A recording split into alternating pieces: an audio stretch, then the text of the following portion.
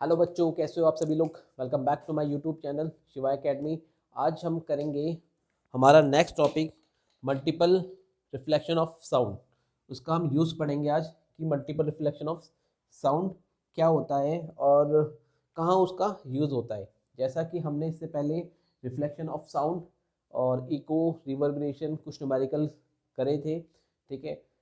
और उसके बाद यूजेस है आपका मल्टीपल रिफ्लेक्शन ऑफ साउंड कि जो रिफ्लेक्शन ऑफ साउंड का यूज़ कहाँ किया जाता है, ठीक है। तो इसमें आपका फर्स्ट पॉइंट है, जैसे आपने देखा होगा मेगाफोन्स, ठीक है। जहाँ जब हम क्या होता है, जब लाउड स्पीकर में हम बोलते हैं, ठीक है, तो क्या होता है उसमें उसमें हमारी आवाज़ एम्पलीफाई होती है, ठीक है।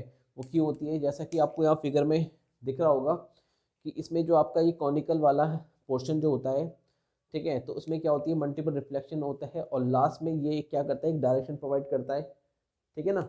तो डायरेक्शन प्रोवाइड करेगा और उस जो हमारी हमारी साउंड है उसका जो लो एम्पलीट्यूड होता है उसको हमें हाई में कन्वर्ट करता है, जिससे कि हमें उसमें लाउड सुनाई देता है, ठीक है ना। तो ये एक यूज़ है मेगाफोन का, ठीक है। कौन से प्रिंसिपल में वर्क करता है, हमारा मल्टीपल रिफ्लेक्शन ऑफ साउंड में वर्क करता है। जैसा कि हॉर्न हो गया, म्यूजिकल इंस्ट्रूमेंट हो गए आपके, trumpet and sirens are all design to send sound in particular direction. इसमें एक पर्टिकुलर डायरेक्शन में भेजा जाता है, किसके थ्रू, इन इंस्ट्रूमेंट में। जो हमारा प्रिंसिपल यूज़ होता है वो होता है हमारा मल्टीपल रिफ्लेक्शन ऑफ साउंड की वजह से हमें एक डायरेक्शनल साउंड सुनाई देती है, एक पर्टिकुलर डायरेक्शन में सुनाई देती है, ठीक है ना। उसको एक पर्टिकुलर डायरेक्शन प्रोवाइड करता है, ठीक है, जिससे कि हमें आवाज़ सुनाई देती है, ठीक है। तो इसमें जो प्रिंसिपल यूज़ होता है वो मल्टीपल रिफ्लेक्शन ऑफ साउंड होता है।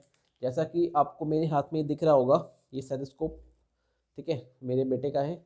तो आज मैं आपको थोड़ा समझाने के लिए ये लेके आया था, ठीक है। सेथोस्कोप में भी सेम प्रिंसिपल होता है, जैसा कि आपको यहाँ फिगर में भी दिख रहा होगा कि इसमें जो ये ट्यूब होती है, ठीक है, तो उसमें जो हमारे कानों तक आवाज़ पहुँचती है वो इस ट्यूब के थ्रू पहुँचती है और इस ट्यूब में होता है आपका मल्टीपल रिफ्लेक्शन ऑफ साउंड, ठीक है।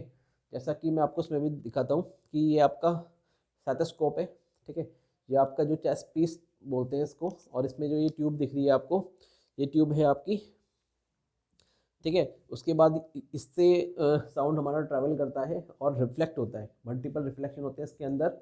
और हमें ये ईयर पीस है आपका, इसे हम कानों पे लगाते हैं और जो डॉक्टर है अंदर की जो हमारी आवाज़ चल रही है, जो हमारा हार्ट बीट चल रही है, तेज है कम है, तो उसको उससे सुनता है। इससे क्या होता है कि जो हमारा ये ट्यूब है उसको क्या करता है, डायरेक्शन प्रोवाइड करता है पर्टिकुलर डायरेक्शन में, और उसको डाइवर्ट नहीं करता है साउंड को, ठीक है। इससे हमें एक्यूरेट सुनाई देता है, ठीक है, सेथोस्कोप का जो फंक्शन होता है, ठीक है। और कौन से प्रिंसिपल में वर्क करता है, वो मल्टीपल रिफ्लेक्शन ऑफ साउंड पे ही वर्क करता है जो ये ट्यूब करती है, ठीक है।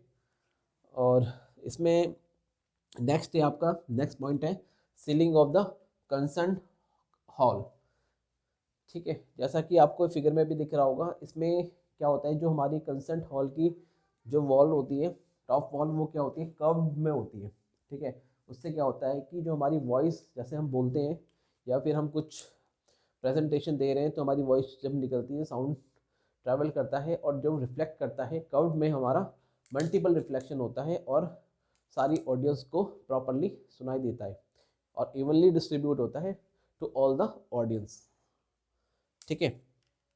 और जैसा कि हमारा कॉन्फ्रेंस हॉल होता है, सिनेमा हॉल्स होते हैं, और also curved so that the sound after reflection reaches all the corner of the hall, और हमें एक प्रॉपर वॉइस सुनाई देती है, ठीक है। अगर हम बात करें जैसे ऑडिटोरियम होता है, स्कूल का ऑडिटोरियम की बात करें या फिर ऑफिस का कोई ऑडिटोरियम है उसकी बात करें, तो उसमें आपका फ्लैट होता है, ठीक है।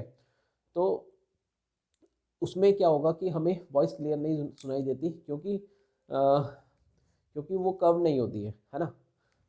अब अगर हम बात करें पर्टिकुलर कि उसमें ना जो इस कंडीशन में जो इको भी होगा हमारा, वो क्या होगा, कम होगा, ठीक है, क्लियर। इस कंडीशन में हमारा क्या होगा, इको भी बहुत कम होगा, हमें जो हमारी साउंड है वो बार बार रिपीट नहीं होगी। हमने जैसे पढ़ा था इको क्या होता है, रिपीटिशन ऑफ साउंड, है ना। तो ये सब मतलब इसके यूजेस हैं, आपके यूजेस ऑफ मल्टीपल रिफ्लेक्शन, जो हमारे इसी प्रिंसिपल पे बेस हुए मल्टीपल रिफ्लेक्शन ऑफ साउंड, तो आज के लिए इतना ही था, ठीक है। अब हम करेंगे हमारा नेक्स्ट टॉपिक जो हमारा बचा है, ऑलमोस्ट ये लास्ट टॉपिक होगा हमारा, ठीक है ना। इसमें एक क्वेश्चन भी है आपका, जो what are the ceiling of concert hall curved. Sorry, एक क्वेश्चन है हमारा, why are the ceiling of concert hall curved, क्यों होती है? क्योंकि जैसा कि मैंने आपको बताया है कि जो कर्व्ड होती है तो उसमें क्या होगा, हमारी वॉइस टकरा के वापस आएगी और सारी ऑडियंस को प्रॉपरली सुनाई देगा, ठीक है। अगर वो कर्व नहीं होगी तो सारी ऑडियंस को प्रॉपर वॉइस नहीं पहुंचेगी और उनको नहीं सुनाई देगा। तो इसीलिए जो हमारे कॉन्फ्रेंस हॉल होते हैं, या फिर हम बात करें कंसर्ट हॉल की, सिनेमा हॉल्स की, तो वो क्या होते हैं, हमारे कर्व्ड होते हैं, जिसकी वजह से क्या होता है, रिफ्लेक्शन होता है और प्रॉपरली सुनाई देता है ऑडियंस को, ठीक है।